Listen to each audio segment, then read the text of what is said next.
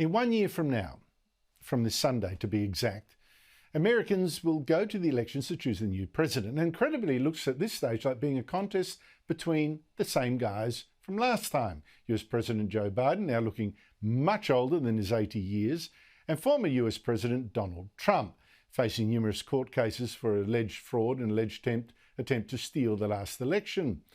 Joining me is Rick Gates, who was deputy chair of Donald Trump's first and successful campaign to become president.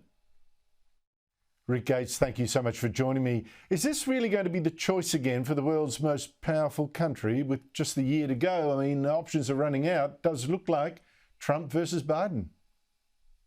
Andrew, it's great to be with you again.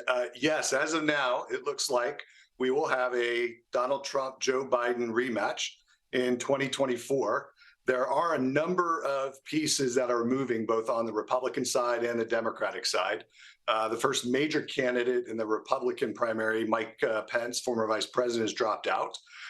We're also seeing nationally that Nikki Haley is starting to climb the ladder a bit and actually has surpassed Ron DeSantis in a number of key states.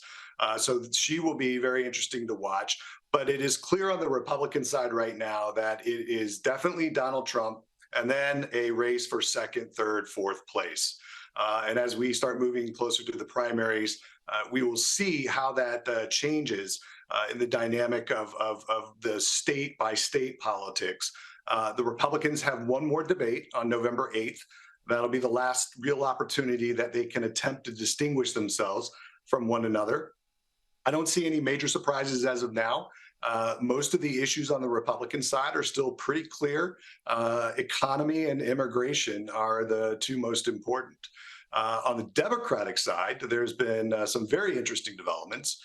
We have Gavin Newsom, the governor of California, that has been creating a shadow campaign just in case something happens to Joe Biden.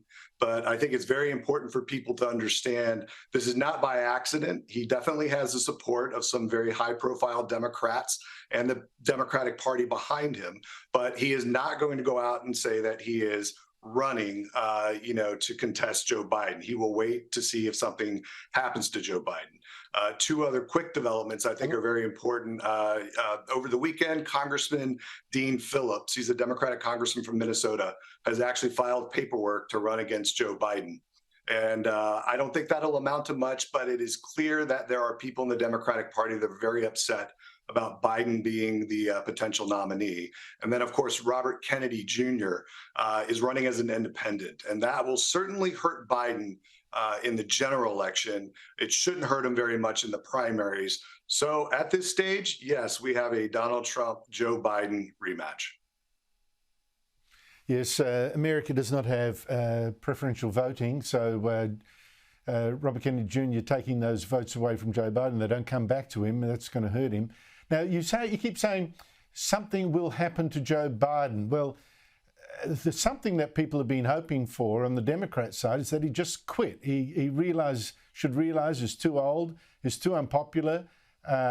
He can't possibly be president for another 4 years the way he's deteriorating, but he still won't do it. And there's now only 1 year to go. There's almost no time, reasonable time for someone else to take over.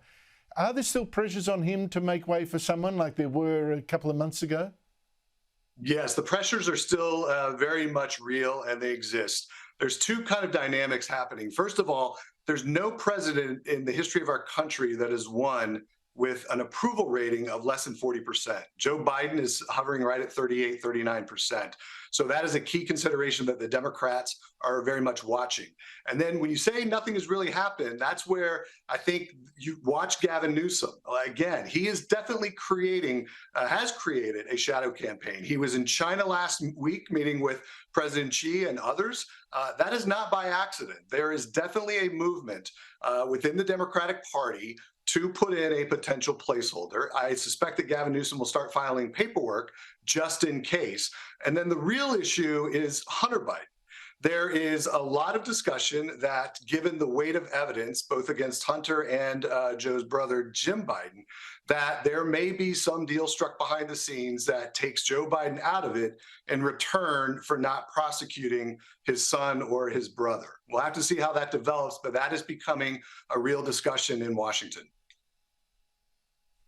Well, how dirty is that, a deal like that? So I thought justice was blind, but apparently not when it comes to politics.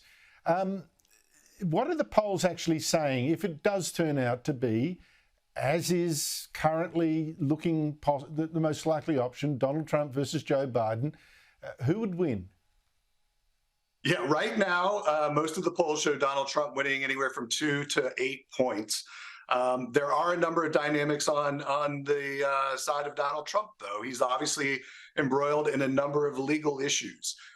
There is some very interesting polling within the Republican voters that if Donald Trump is convicted before the election, he will start seeing a dip in those numbers and support from Republican voters. If those legal cases are delayed, which is obviously the strategy to push those off until after the election, then he is fine. He will continue to surge in those polls. So I think it'll be interesting to again. I feel like we're in the Fast and the Furious movie franchise, and we're about the third movie in, and so we've got obviously a number of potential stunts and other high daring tricks that will happen in politics. But the investigation on Hunter is important because it is leading to an impeachment hearing on Biden, and that presents both risks and rewards to the Republican Party if they move forward with that impeachment inquiry. Rick Gates, 8 years ago, you were there starting to sell Donald Trump as president in a campaign that was successful. The Donald Trump that you knew then, you were trying to sell America then, and the Donald Trump today, who's running again, what is the difference? It's a great question, Andrew, and there's not much difference. He's still the same person that he is. And that was probably one of the most asked questions. What is Donald Trump like behind the scenes? There is no difference between behind the scenes and in front of public view. What you see is what you get. I think the major difference is that he has 4 years of being president under his belt. So I think if he's elected, you're going to see a much different President Donald Trump as a legislator, as somebody that navigates, what everybody has called the swamp of Washington, D.C. And I certainly think that he will attempt to bring justice, within the United States government for a lot of the problems that he saw during his first term. That is probably going to be the major difference if he is successful in his reelection. Rick Gates, always terrific to talk to you. Thank you so much. Thank you, Andrew. Appreciate it.